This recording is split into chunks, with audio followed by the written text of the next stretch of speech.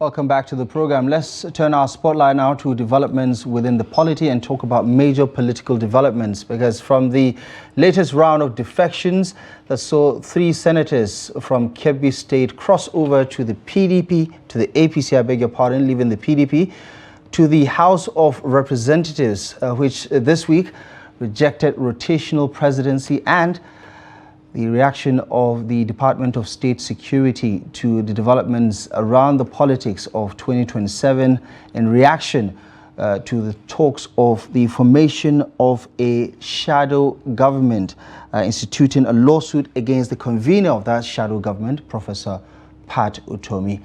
What do all of these developments mean for Nigeria's politics, governance, and of course, the shape of the politics that will come ahead of 2027? Helping us to navigate some of these political developments, join us in the studio is a former federal lawmaker. Destiny Enabulele is joining us for this conversation. Good evening, and thank you so much for joining us on the program. It's good to see you. Yes, thank you very much. Right, let's talk about the obvious conversation of the day, which is the wave of defections, gale of defections, however you want to describe it. We've seen a continuation of that from state governors, lawmakers, big wigs. The latest one is in Kebbi. Yeah. All 3 PDP members are now on the platform of the APC. What is your 2 cents about all of this and what it means for Nigeria? Well, let me again appreciate viewers at home and thank Trust for this opportunity to at least to add my voice to the unfolding issues in this country. And let me use the opportunity to commiserate with the Nigerian army, the unfortunate incident that happened in Borno, to be very precise. It's a tragic loss to the Nigerian state, and we want to, on behalf of the good citizens of this country, commiserate with the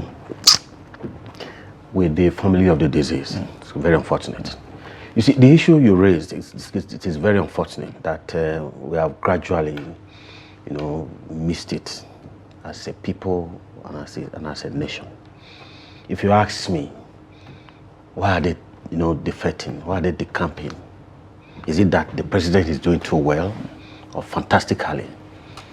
For me, I can't pinpoint to any, project or any, according to my grandmother, fantabulous project that this present administration is doing. I can tell you for a free, they're all doing it because they know that for them to have a comeback, the APC as a party is the only party that will be able to ring the election for them to come back. That's just because they know that they have on the ringing machine. It has been. But these are all people that have defeated the APC in elections before. Let me quickly say this. And again, 2 things. To ring them back to office, for protection or perhaps for security. You ask me why the protection and security. Maybe some of them, perhaps in the course of them, administering the collective patrimony, they must have soiled their hand. What happened in Delta State not too long ago, the vice presidential candidate of the People's Democratic Party, there is quote unquote alleged that because of his ESCC case, that's why he decided to pitch. He said it has nothing to do with it. No, there's every pointer to the fact to agree totally with it. You can recall 2019, January 19, the then national chairman, Senator Adams Ali Oshomole once said that if you are a sinner, once you join the APC, your sins are forgiven. But recently he clarified to say, it's a punch. It's a punch. Yeah, I mean, he also gave another interview on a national platform. He said, listen, he was very categorical about what he said, and it has been taken out of context. He said he was making that in reference to the person who was decamping to join the APC in Edo State. And he said that person's name and the understanding from the local parlance is that, he has done wrong. And that's basically what he's saying, because the person he was referring to was not even somebody who is in government. And you believe that? I mean, that's his explanation. You believe that? That's his explanation. You should know better. You know better than I do. I must be very frank. So that's where we find ourselves. We find ourselves in a quagmire that is pathetic and disheartening. At this as a date and time that will behave like as if we are living in the late 50s. It's very sad. I said it earlier. For me, I don't see anything fantastic with this present government. For instance, you are aware that some ministers and some federal, they are on their way to United Kingdom, London, to showcase what this present administration what they are doing. If you are a father, you are a husband. If you are performing incredibly well in your house, you don't need to go to the media to announce to your children or to your wife that you are doing well. What you are doing well, definitely, communicate. To be visible. You don't think there's a point to there's no point, my brother. Nigeria to listen, we are not living in the 50s. If you're looking for investment and things as we like speak that? very just now, we are living in a global village. Tech is rule the world as we speak. We can whatever we are doing here now, they are viewing in the United States of America. We can be showcasing what we are doing here in this country, in the territory of this country, and people all over the world, they will be viewing it. We are not living in the Stone Age, in the age of during Nadia Azikiwe and the likes, where you have to travel from the east to the north to be able to tell the people this is what is happening in the north. We've gone past that era. They are wasting taxpayers' money, and Nigeria need to speak out. We are saying that we find ourselves in an economic conundrum. And here you are wasting taxpayers' money by having a fleet of ministers going for a jamboree, and they will go with their aides. For me, with the present economic crisis in this country, I don't expect that from this government. That international conference is a waste of money? It's a complete waste. It's a jamboree. It's a complete waste without me begging or trying to. Let me speak in the tone of Igodomigodo. This is not the time to be big starting, pepper souping and isiwolizing. We've gone past those era. This era we must face it squarely. What is staring us in the face, my brother, is a thing that you don't have any explanation to. You saw what is happening to our security architecture. You saw the killing that is happening in every state across the states. We're having a pitch of it, and you are doing jabbling. You are not willing to face it squarely. We could see they need to stop this politics of big starting and face the issue head on.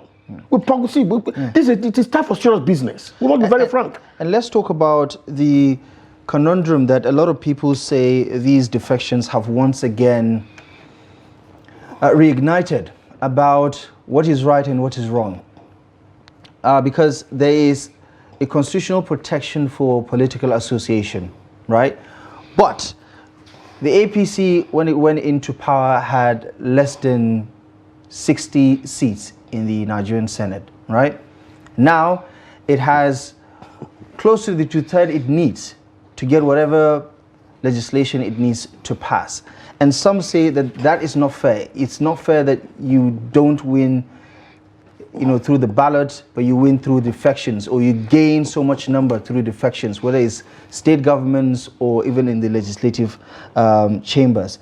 Talk to me as someone who has been in the National Assembly. In the State Assembly. Talk to me about what the conversations are, because when you hear lawmakers say, listen, this is in the best interest of our constituents, our parties are not as stable as we need, and to get the best, that's why we are, cross-carpeting to the other side that seems a lot more stable.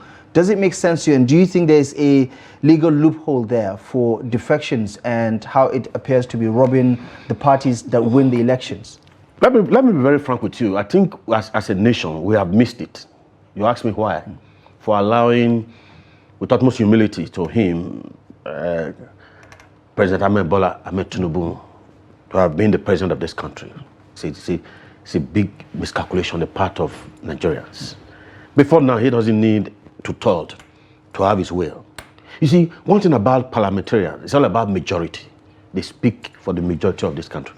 But you agree with me, see, the section, especially this National Assembly, some will refer to it as being a rubber stamp. You agree with me that everything is just let the president always, all the time, even if at midnight. You saw what happened to the issue of the rivers, that issue of declaring a state of emergency, a voice vote. My brother, when the persons that were at the National Assembly, as we speak that day, they're not even up to 1/3 of the population of the National Assembly. So that's where we find ourselves. We don't need, President Ahmed Tinubu doesn't need to have to have his way.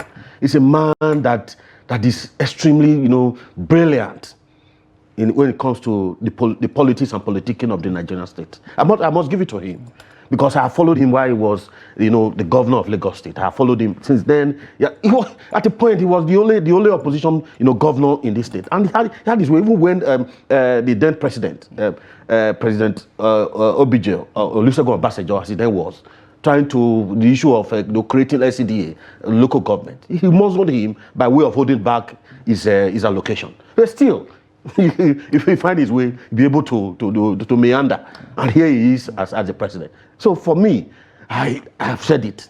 The mistake we miscalculated by allowing to be the president, because all the time we'll have his way, even while he's sleeping. Do you understand why some people say, listen, if you are saying that the president is very good at playing the game of politics, very well, why then are you blaming him for people cross-carpeting? It's good politics on his part.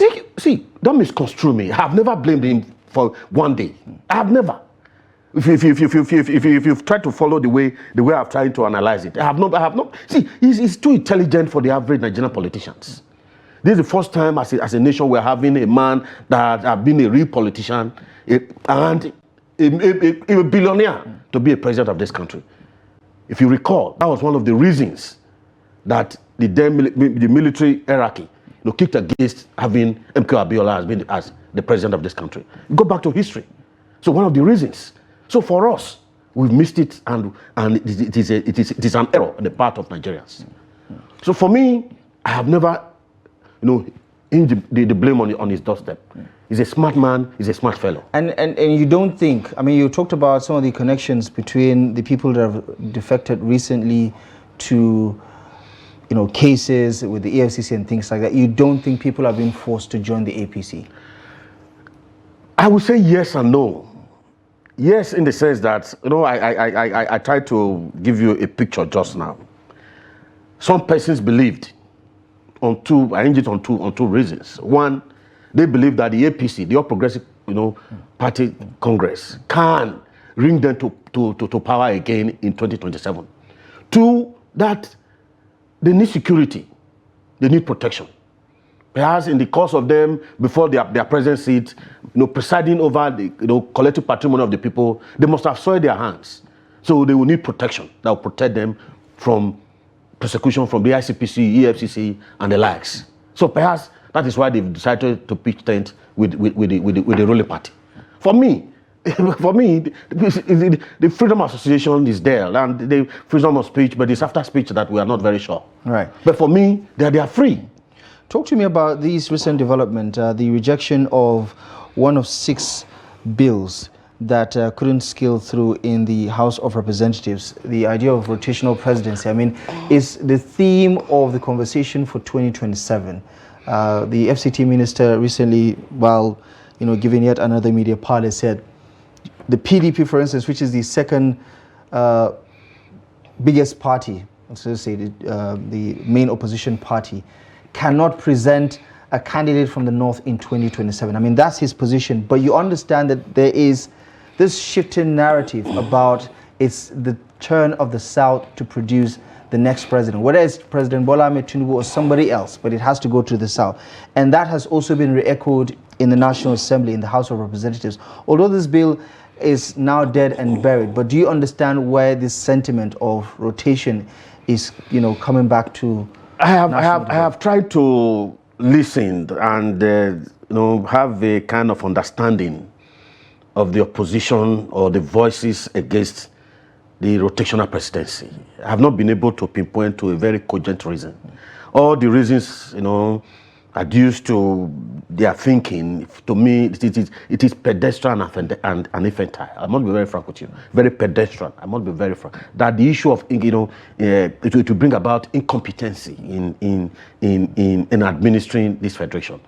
In every zones, with utmost humility and simplicity, we have competent hands. Let me try to situate it in Edo State, for instance. Let me try to use Edo State, for instance. The last, governorship, race in Edo, the PDP featured a very prominent, son of this country, in the person of Dr. Asolime Ligodalo. to some of us, we believe that it's not a candidate of a governor. It's a candidate of a president. It better fit as a president. For somebody to now, I read it, one of whether Madaki, something like representing, I can't actually pinpoint the name, that accusing that it will bring about, mediocrity and what have you. And the issue that they talked about ethnic, rivalry and whatever. For me, it negates the issue of the federal character.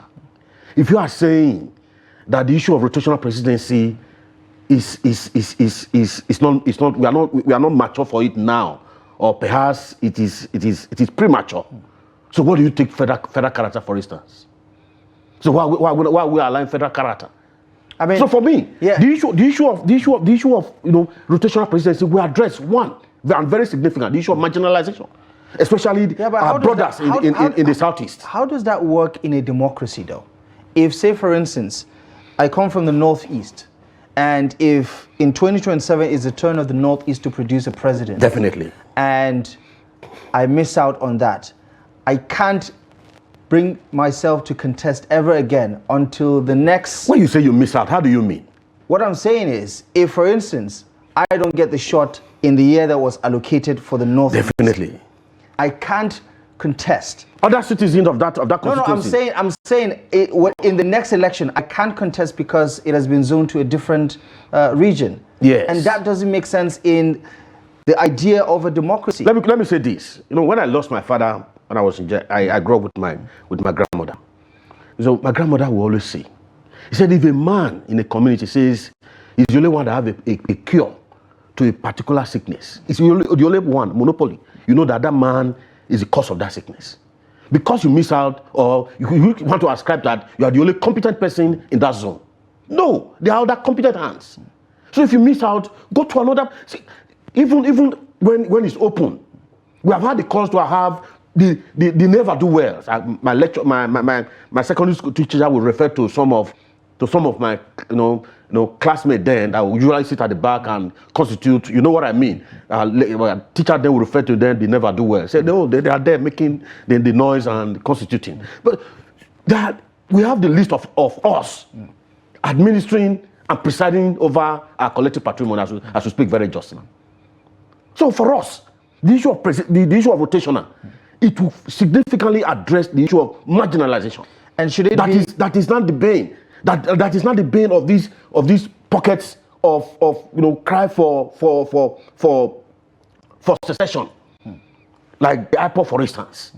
It will address it. Yeah, and do you think the what was it called in the West? That's what was it, the one the Oduduwa, or so to speak, the Oduduwa nation. It will address it, knowing fully well that yes. So 4 years time or 8 years time, it will be in my zone. And should it be in this current form? I mean, the bill has been rejected, obviously. But do you think micro-zoning is a bigger problem compared to macro-zoning? Because right now what we have in principle is macro-zoning. They say west, north or south. But the idea of the bill is for each of the 6 geopolitical... Definitely. Zones. That's more ideal. So that to go around. As we speak very just now, you agree. The one we've had in the south has always been in the west. The Yoruba enclave. In the north. I mean, you had a Jonathan. That was just, it was an accidental president. You and I know. But he was elected. After that, you know, what happened. He was elected in 2011. But in the sequence of it, right, you understand that perfectly, the West. But it was, that happened as, permit me, I don't want to say it is in the hand of God. I don't know where to ascribe it to. Whether I say the hand to left or the hand to right, I don't know. I'm a little bit confused at that point. Okay. We have a couple of minutes to spare, but let me get your take on the actions of the Department of State Services filing a lawsuit against Professor Prof Otomy over his role in launching the shadow government. First of all, what do you think about the shadow government as a concept, and what do you make of this reaction from the DSS? I'm a little bit confused. Because very justly, I believe that we have, especially the security formations, they have too many works in their doorstep. They need to just let, they need to just, don't just let, don't, they don't need to look at the to be labeled with the trivials. For me, you think this is a trivial issue? It's a trivial issue. It's a issue you have to do with politics. It's have to do with politics. Even in our small family units, there's this issue of yes, you are not being recognized or you are not doing it well. Even between a man and a wife, was not gonna call for a family meeting. There are ways we address it. If the president is doing well, or permit me, as they will say, the presidency is doing well, there won't be any this pocket of. Perhaps it would have been at a very substantial level for the DSS. With utmost humility, I think they are missing it. They are missing their core mandate to gather information. As we speak, there are killings left, right, center in every nook and cranny in the length and breadth of this country. What are the DSS? What are they doing? What are they doing? And what do you think about the idea of the shadow government as explained by Prof Otomy and what it stands to achieve? For me, I don't see anything wrong with it. It's the issue of to galvanize the people, because my brother, we must say a spade is a spade. It's never a garden fork. As there's nothing, as we speak very just now, that is working in this country. With utmost humility, I don't know. Maybe I'm just coming from the moon. But as I speak, is it in the economy? Is it in politics? Is it in security? Is it in our social life? Nothing. And we're not becoming an object of ridicule, even with smaller nations. Even Burkina Faso, Mali, just name them, Cameroon. Right. They not see us as a pariah state. Permit me, as we have it currently, this is a fair state. Permit me. Okay. I mean, let's agree to disagree about the adjectives to use, because I'm sure there are a lot of people that would not. Definitely. It's my opinion. Exactly. But we're going to have to leave it here for now, Honorable Destiny Enabulele. Thank you so much for joining us on the program. Good to see you as always. Thank you very much. Thank you so much for your time. All right. And of course, this is where we wrap things up for tonight's edition of the program. Thank you most kindly for joining us on Daily Politics. We'll be back tomorrow live at 8 p.m. I'm Abdullahi Ahmed. Good evening.